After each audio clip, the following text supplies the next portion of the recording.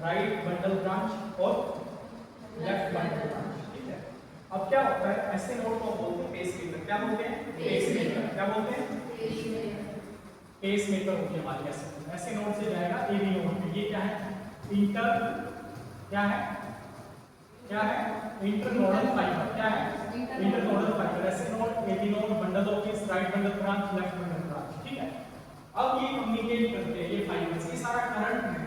दो बीमारियां होती हैं आज के, एक होती है ब्लड वेसल की, एक होती है करंट की। आजकल जो कार्डियक अरेस्ट हो रहा है वो कार्डियक अरेस्ट किसकी प्रॉब्लम है? करंट की।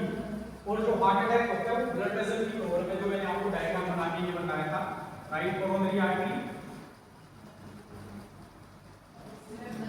राइट कोरोनरी आर्टरी और left coronary artery. Left anterior descending जो आगे की तरफ आ गई, लेफ्ट सर्कमफ्लेक्स जो आ गई, ठीक है। तो ये ब्लड वेसल की ब्लॉकेज है। करंट की प्रॉब्लम आपको कैसे पता चलेगी? हाउ यू डायग्नोस, कैसे पता लगाओगे बीमारी का? करंट की प्रॉब्लम पता लगाने कैसे पता लगाओगे? अरे भी कौन सा टूल यूज करोगे हार्ट की करंट की प्रॉब्लम पता लगाने के लिए? Exactly ECG. क्या करोगे?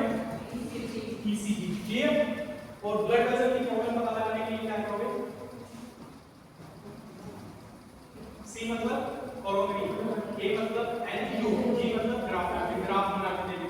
अब वो एंजियोग्राफी में ये बताता है कि इसके अंदर 70% ब्लॉकेज है, इसके अंदर 60% है और इसके अंदर 100% है। ठीक है। अगर ब्लड वेसल की प्रॉब्लम पता करनी है एंजियोग्राफी और करंट की पता करनी है तो ईसीजी की प्रॉब्लम। तो ये हमारा हो गया डायग्नोसिस। क्या हो गया? डायग्नोसिस। अब एक डिजीज होती है स्ट्रक्चर की। किसकी होती है? स्ट्रक्चर की। ये हमारा क्या होता है? हार्ट। इसके स्ट्रक्चर में कोई प्रॉब्लम आ रही है, कैसे पता लगाओगे? एनाटॉमी। तो आप कौन सा टेस्ट कराओगे?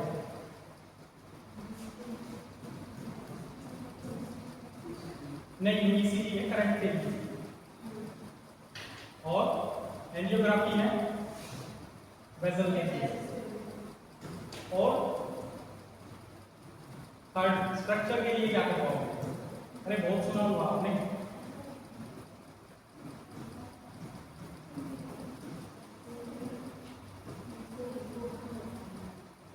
नहीं सुना? देखो ईसीजी सबसे सस्ता है, इसमें 100 से 150 200 300 रुपए तक होगा। एंजियोग्राफी 8 से 10 हज़ार की महंगी है, क्योंकि ब्लड वेसल करंट पूरा पता लगाएंगे, एक्सरे भी आ जाएगा, लैब के अंदर। इको से स्ट्रक्चर का पता चलेगा। देखो स्ट्रक्चर मोटा तो नहीं होता है। अब मुझे बताना है किसी को एलवीएच होगा। एलवीएच मतलब लेफ्ट क्या है? वेंट्रिकल। Next for hypertrophy. क्या है? हाइपरट्रॉफी। कोई भी सेल की प्रॉब्लम होती है वो तीन तरह की होती है। सेल में प्रॉब्लम होती है एट्रोफी। क्या होता है? Atrophy. Very good. Hypertrophy, then hyperplasia, then metaplasia. पढ़ा नहीं क्या पैथोलॉजी में? एट्रोफी, मेरी ये मसल है, मैं 2 महीने खाना नहीं खाऊंगा तो एट्रोफी हो जाएगी, सिकुड़ जाएगी, कमजोर हो जाएगी। ए मतलब मेडिकल लाइन में कहीं भी ए शब्द आ जाए उसका मतलब क्या है? एब्सेंट। Very good. ए मतलब absent.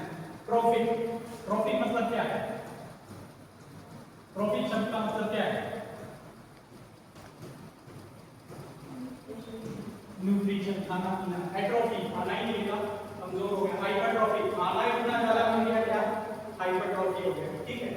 Hyperplasia, increase in number of cells, not the size of cell, increase in the number of cell is hyperplasia. Metaplasia, meta एक चीज दूसरी चीज में कन्वर्ट हो गई, यानी एक सेल का जो टाइप था वो दूसरी में कन्वर्ट हो गया। मेटाप्लेसिया यूजुअली होता है सीए में। किसमें? सीए मतलब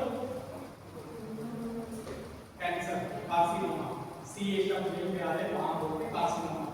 सीएजी अगर इकट्ठा तक तो कोरोनरी एंजियोग्राफी है, यहाँ पे कोरोनरी एंजियोग्राफी नहीं है, ठीक है। सीएजी मतलब मेडिकल टेक्निकल वर्ड्स, जब आप आगे हॉस्पिटल्स में काम करोगे या हॉस्पिटल्स में कोई रिपोर्ट्स लिखोगे तो आपको पता चलेगा। तो एट्रोफी, हाइपरट्रोफी, देन हाइपरप्लेसिया, मेटाप्लेसिया, ये चार चीजें होती हैं। अब यहाँ पे हाइपरट्रोफी हम मैं कैसे पता लगाऊंगा? मेरे लीवर का साइज बढ़ेगा, आप कैसे पता लगाओगे?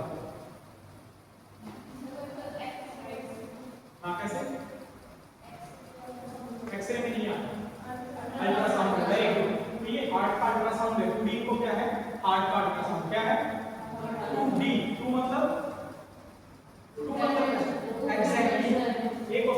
रिकॉर्डिंग 4 डायमेंशनल मतलब 4 डायमेंशन से वो देख रहा है 4 डायमेंशनल इकोकार्डियोग्राफी। इको मतलब क्या होता है? गो गूंजना। इको मतलब साउंड। क्या होता है?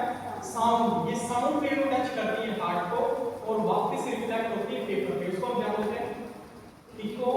इको मतलब साउंड, कार्डियो मतलब हार्ट, ग्राफी मतलब हमारे पास एक रिपोर्ट आ गई, इसको हम जो ग्राफ आ गई है, ये क्या हो गया? ग्राफ। तीनों चीजों को कंबाइन करो, इको, साउंड, कार्डियोग्राफी। वैसे ही ultrasound, ultrasonography, ultrasonography USA, ultrasound में क्या करते हैं? अल्ट्रासोनिक वेव्स, ठीक है, वेव्स टकराती हैं, वो पता लगाते हैं, ठीक है, कहीं एब्जॉर्ब हो जाती है, जहां पे टच होगा वहां से रिफ्लेक्ट हो जाएगी, ठीक है। तो ये हमारी बीमारी होगी। अब यस, अगर आपको कोई हार्ट की अनाटमी के बारे में पता चले, हार्ट के अनाटमी के बारे में 5